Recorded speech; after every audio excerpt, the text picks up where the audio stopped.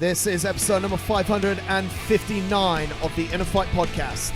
Welcome back to another edition of the show. Big shout out to our show sponsors, Smith Street Paleo. You're going to want to hop over to them. They are going to fuel you through the subject we're talking about today. We are talking all about the Open. Go and check out smithstreetpaleo.com. Send them an email, hello@smithstreetpaleo.com. You need their food. You're going to need their food for the Open. Let's jump into it. Ricky is with me. The Hello, Open guys. is coming. Are Open you nervous? Well, like tiny bit, let's say.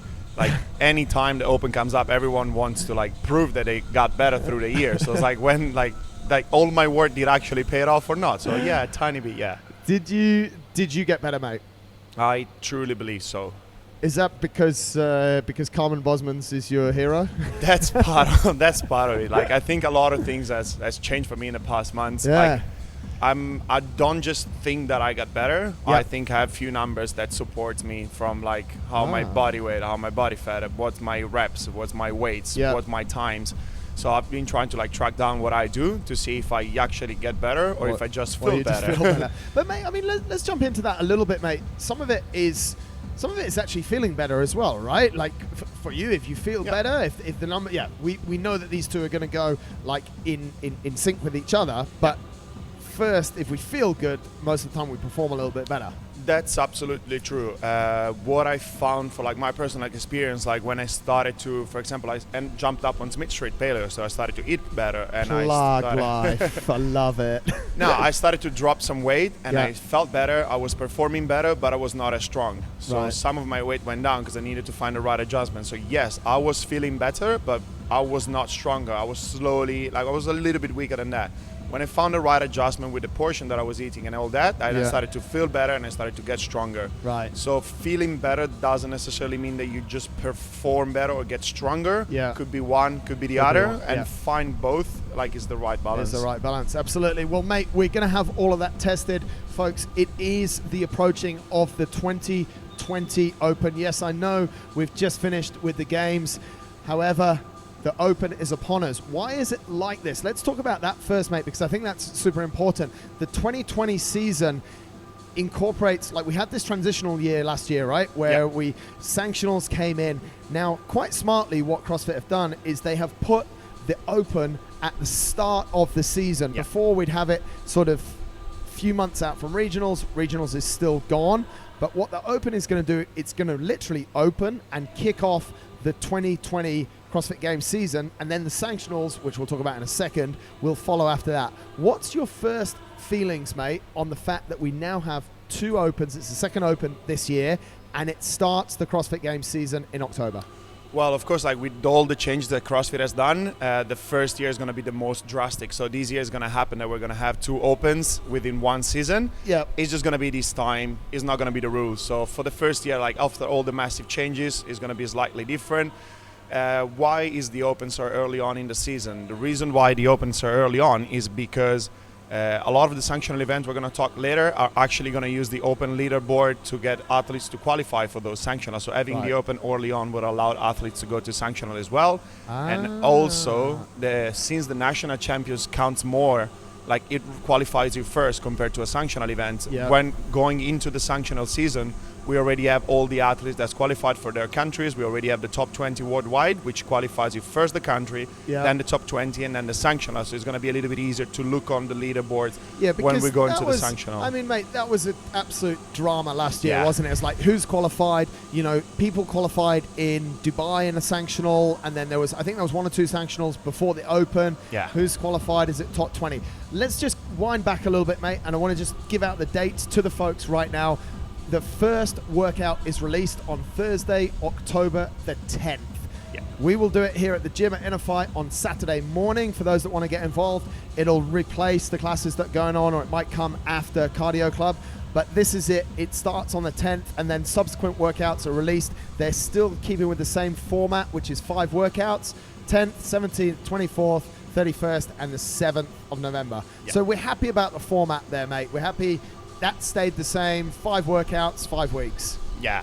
So the format is excellent because, like, I guess through 5 weeks you actually get to test all the things you want to test from people. Yeah. It gives you like the opportunity to test pretty much everything. Like, it would make no sense to bring it down to 3. It would make no sense to bring it longer. And also, I think like it's good with all the changes that CrossFit had. Stick to some of those traditions that brought people into CrossFit is also a good idea. So keep the open as they are. Mate, it's good. I like that. All those changes that CrossFit have had, that at least they've kept one thing. Just give me the open, please. One thing constant. So, mate, I mean, this is the start. What I want to ask you a question. Think back to your first open, because I mean that's why it's quite important that we have you on the show. Really, from an athletic standpoint, were you nervous registering for it? What were your thoughts going into it? Give us a little bit of background and feeling on your first open. So my first open, it was just, I think, like a month after I started doing CrossFit. So I didn't really know what the games were, what the open were, what the regionals were, nothing of that. So I just came up to the gym one day. They were like, oh, there's the open. Yeah. But I felt like the electricity around the room was slightly different. People were warming up a little bit longer. People were thinking about the workout. We're talking about it. So I was like, oh, something is definitely going on over here. So I jumped into it, and I think, I don't remember which year, it's probably 2016 it was. There was like the thruster burpees, like 21, 18, 15, so going out like that. So it was not a nice first approach to the open. Because, that was for probably the first year that I've actually done it. Right. And mate, it hurted, but it's good fun. Like, it's honestly really good fun. I mean, it's an interesting thing you said, mate. There's two things I want to pick up on there. The atmosphere, and we create quite a unique atmosphere here at the gym. The atmosphere on that Saturday morning for those couple of hours it's the arena, isn't it? It's like, it's electric. Everyone is just going, and this is the second point, as hard as they can. Well, if you think like how many PBs or how many first muscle up or pull-ups or any new achievement have you seen during an open workout, like that's where people like they want to do, like they really go out with all they've got. Having your family in, having your parents in, having people coming just to support you, it doesn't happen every day. So it's like, as an athlete, you would like to showcase your abilities on the Dubai CrossFit Championship. It comes out like the open is the same exact thing. Exactly. You want to showcase, you want to do your best all the time. So I don't know, it's just like, it's such a cool thing, and we should all make the most out of it. Absolutely, mate. And that really, I mean, I think we've both just done a really good job of selling the open to everyone. It's like, anyone that's listening is just like logged on to, and that's where you register. Just a quick side note there, games.crossfit.com. Hop on there, register, and get involved. It's about $10 to register, $10 US, so not very expensive. If you're thinking about it, all of those positives that Ricky's just been talking about, the atmosphere, and the fact that you're going to get, like, you see more first-time muscle-ups. You see more, like, I PR'd my snatch of all things in the open, or it was in the open. It was actually with Ben. And, you know, you just... I saw that video. Awful video. That's actually the last time I snatched. But something that's a completely different topic. But they are really, mate, all of the things to sort of soak up as part of the open. On the flip side, mate, what are some of the common mistakes? You've been at this a few years now. What are some of the common mistakes that people make around the open? How do they get stressed out? What anxiety are we seeing? What's your sort of... Go on. So, like, anxiety is one of the most, like, people tend to overthink those workouts way more than they should. At the end of the day, it's a workout. Like, there's just open written on top of that, but at the end of the day, it's exactly what you've been doing in the gym all year long. Don't stress about it. It's always CrossFit, so just go for that. So I had to deal with a lot of people just like being really anxious or not wanting to try and just wait for everyone else to go and then go and do it by themselves. It's like, mate, just jump in, have fun. It's a workout. It's what you do every day. Why do you think people get that fired up about it, mate? What's your thoughts? I don't know, like everyone has like a different way to handle like stress or emotions or having people around or having like a different atmosphere. Some people get fired up from the spotlight. Some people might just get a little bit more intimidated. I would want everyone to feel like the atmosphere, embrace that rather than scares. Like, no one's here to judge, everyone's here to support. Like, this atmosphere should be like a nice, positive, healthy atmosphere for everyone. Feed off it, right? Yeah, exactly. Use it. Like, doesn't matter if you just want to try to go through the first round, finish the workout, or go to the games as boss. You just like, everyone feeds up that vibe, and everyone should try just enjoy that. Get involved in it, mate. We've had a look through, and folks that want to know more about the open, head over to our trusted morning chalk up. If you didn't catch up with that show with Justin, the founder of Morning Chalk Up, you definitely need to go and listen to that show. He's a super cool guy, and he was on the show. I interviewed him just a few weeks ago talking all about that. You can go and check him on episode 554.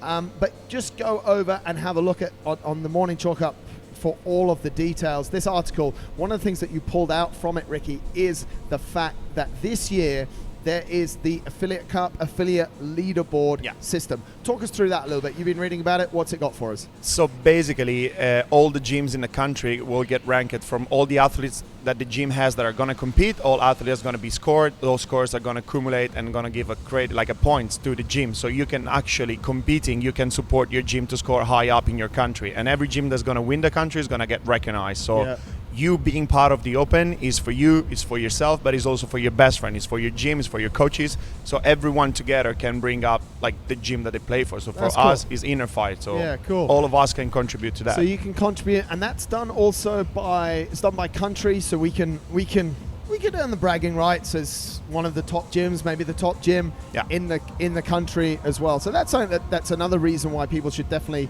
sign up for it. Mate, there's another thing as well. We've often seen in the past that people are setting up videos and videoing their workout.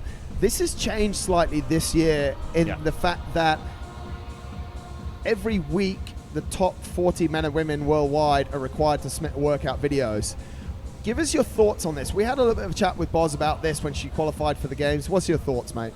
I think it's good for the simple reason that you actually know who's on top of that leaderboard. You actually know where you are. You actually know where you stand. Because before that, it was just all a guessing game. You finish the Open, there might be like 10 folks on the top, and then those 10 folks disappear because they have 50 no reps on workout one. And it's like, where's those guys? So actually now, going through that week by week, you actually know if you need to redo a workout, if you need to do like whatever you need to do, like all the adjustment, because you actually know where you stand.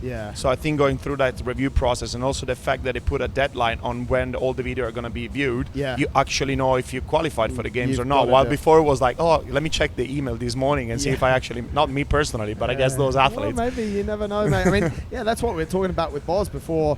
You know, it was like she just got asked for a couple of videos and she was just waiting for that email. So, however, if you're not going to be, and this is the second reason why I want to bring that point up, if you're not going to be the top 40 in the world, you don't, and this is quite different from before, because when people were going to regionals, or they might be making it, or they wanted to proceed to the next level of the games, they would have to video their workout. Unless you're one of the top 40, or maybe you're going to be the top 50 or 100 in the world, you don't actually need to be videoing your workout. So that also reduces a lot of the logistical complexity that we've seen in the past, right?